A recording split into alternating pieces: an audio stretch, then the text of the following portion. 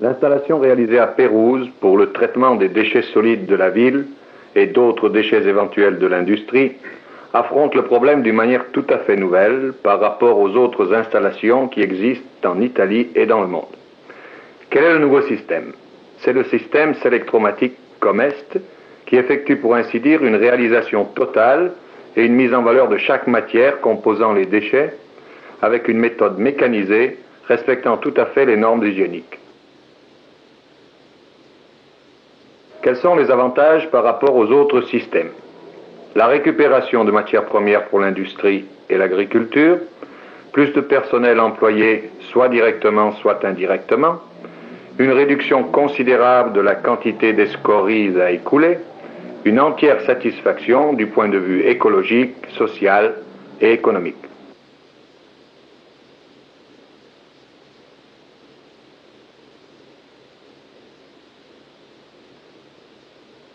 L'installation dont nous parlons peut traiter 1000 quintaux de déchets en moins de 2 jours de travail.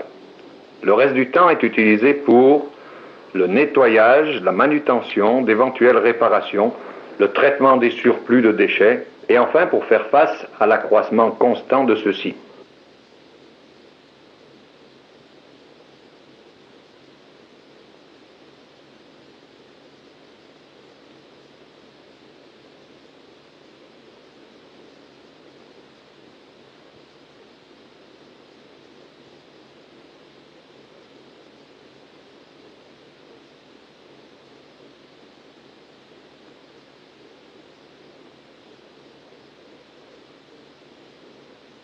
Des équipes d'ouvriers munis des instruments et des outils les plus adaptés effectuent aux premières heures du matin le nettoyage des rues de la ville et de ses faubourgs.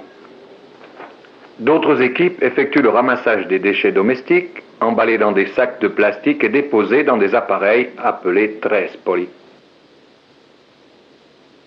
Des voitures et des engins spéciaux pourvoient, avec le personnel de conduite et de manutention, au chargement des sacs pleins, remettant autant de sacs vides pour les prochains ramassages.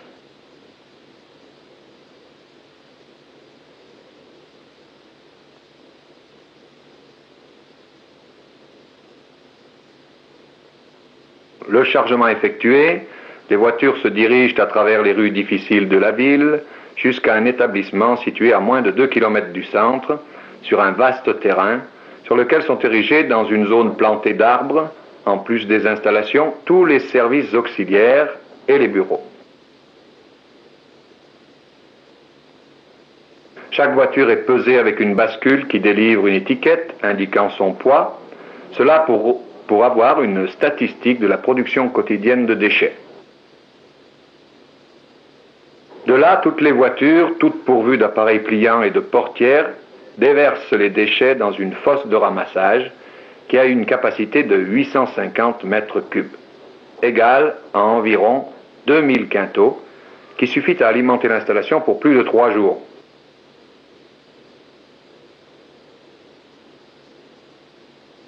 Séparés, mais sur le même alignement, il y a une autre fosse de dimensions inférieures et destinée à recevoir les rebuts des déchets non réutilisables. De retour des chaînes de traitement est destinée à la crémation.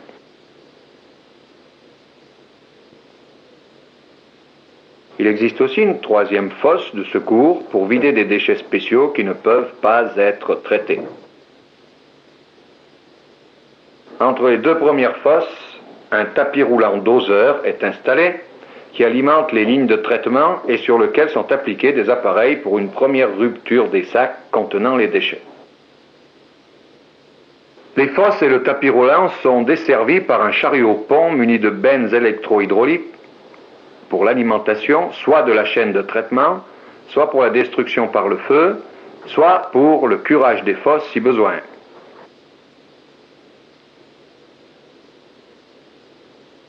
Sélection mécanique.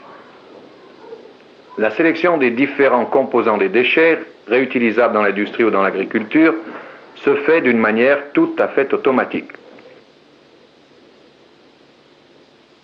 Après un premier dégrossissage dans lequel sont séparés de la masse les corps de grosses dimensions, se composant la plupart de matières inertes telles que caisses de bois, parapluies, etc., On procède à la séparation des métaux ferreux, du papier brut et de grosses matières organiques.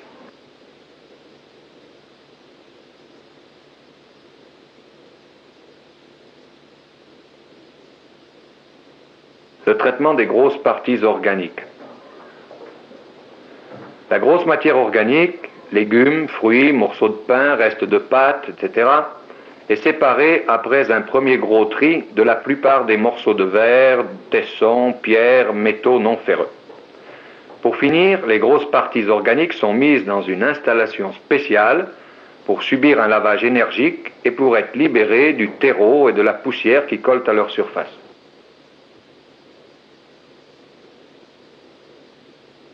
Quand cette dernière opération est effectuée, les parties organiques sont envoyées à un poumon de ramassage avant de subir le traitement final dans les rayons respectifs.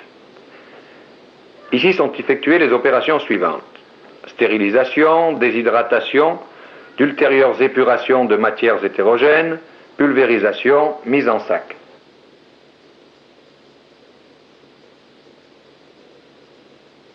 La stérilisation consiste dans le passage des parties organiques dans des autoclaves spéciaux, dans lesquels elles sont cuites pendant plus de 2 heures sous la pression de 4 atmosphères à une température qui dépasse les 130-140 degrés centigrades. Un malaxeur à l'intérieur de l'autoclave les remue constamment. Pendant cette phase, en plus de la destruction des microbes, a lieu aussi une action d'homogénéisation et une action de pré-dessiccation.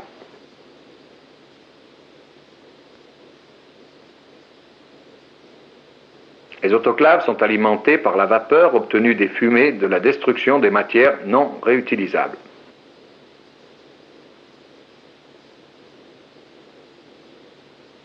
Sortie automatiquement des autoclaves, la matière est mise dans un déshydrateur où un courant d'air chaud, également obtenu par la vapeur récupérée, en diminue l'humidité au-dessous de 10%, c'est-à-dire dans la limite qui garantit une conservation parfaite du produit pour une période illimitée.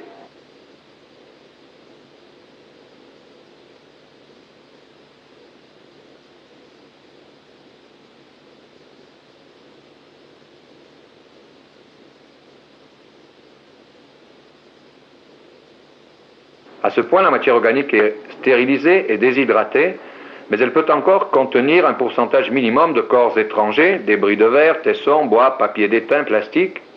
Il faut donc les épurer à l'aide de divers mécanismes qui sont réunis dans une seule tour.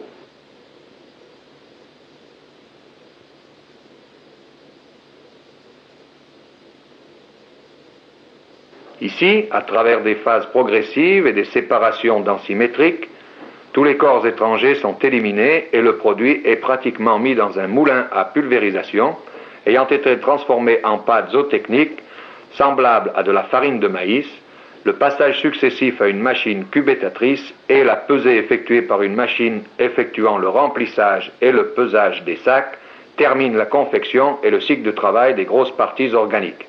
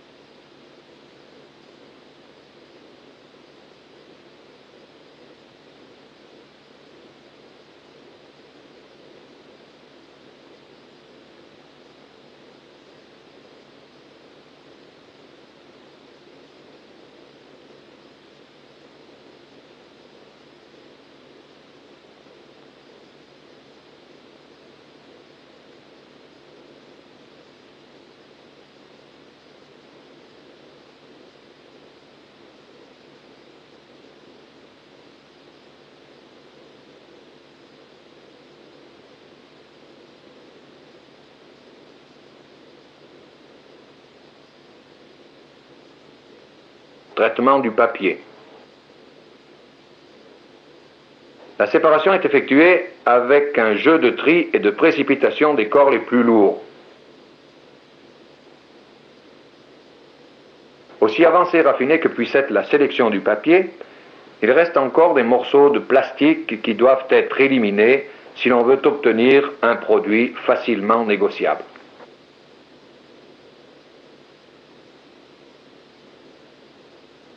La séparation du plastique est effectuée dans une machine spéciale qui fait cailler le plastique et le rend facile à enlever lors d'un tri ultérieur.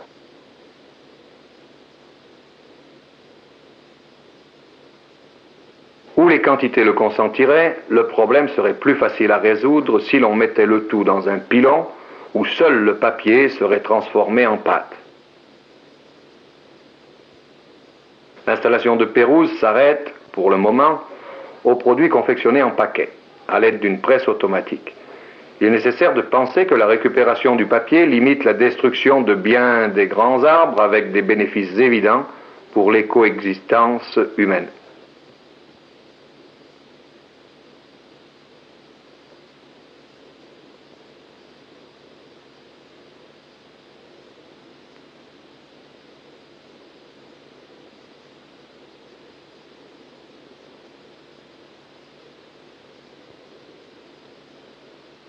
Traitement des matières ferreuses.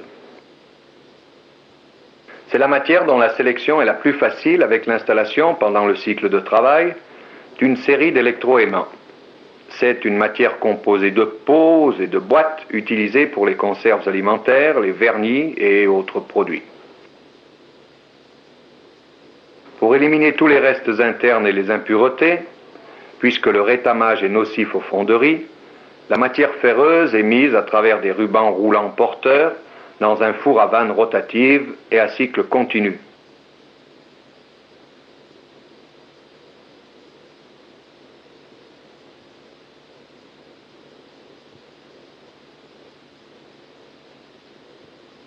À la sortie du four, elle passe à travers une presse hydraulique qui pourvoit à la confection des paquets destinés aux industries sidérurgiques qui en obtiennent du fer précieux et homogène pour les constructions de béton armé ou diverses autres utilisations.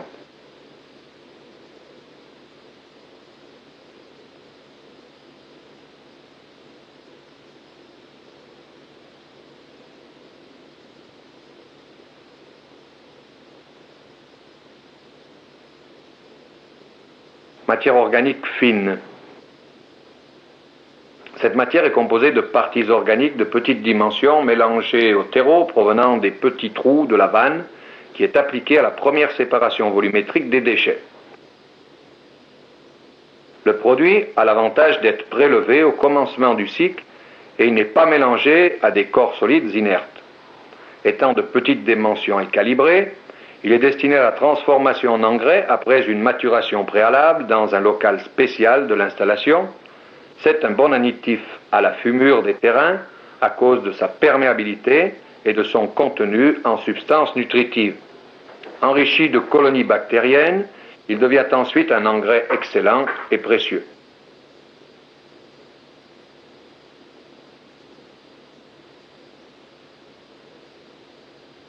Déchets détruits par le feu.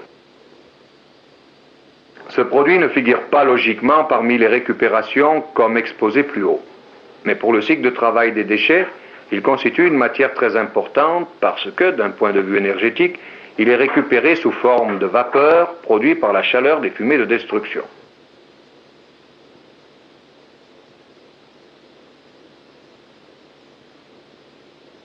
Cette même vapeur est employée ensuite soit pour le traitement de l'engrais zootechnique ou du papier, soit pour le chauffage des différents locaux du chantier et des habitations annexes.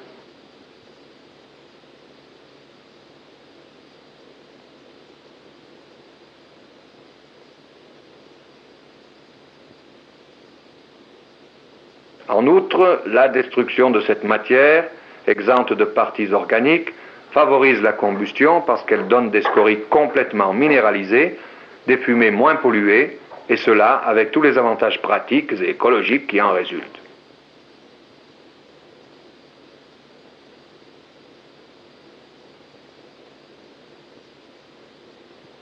Il n'y a qu'une seule centrale de commandes électriques contenant les interrupteurs des moteurs des diverses sections.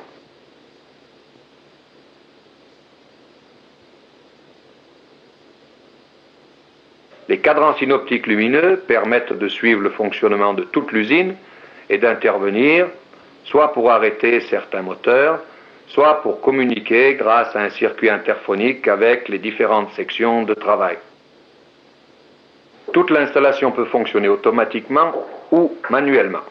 Tandis qu'auparavant, toutes les machines étaient entraînées électriquement de fond en comble, dans le second cas, elles sont toutes interdépendantes.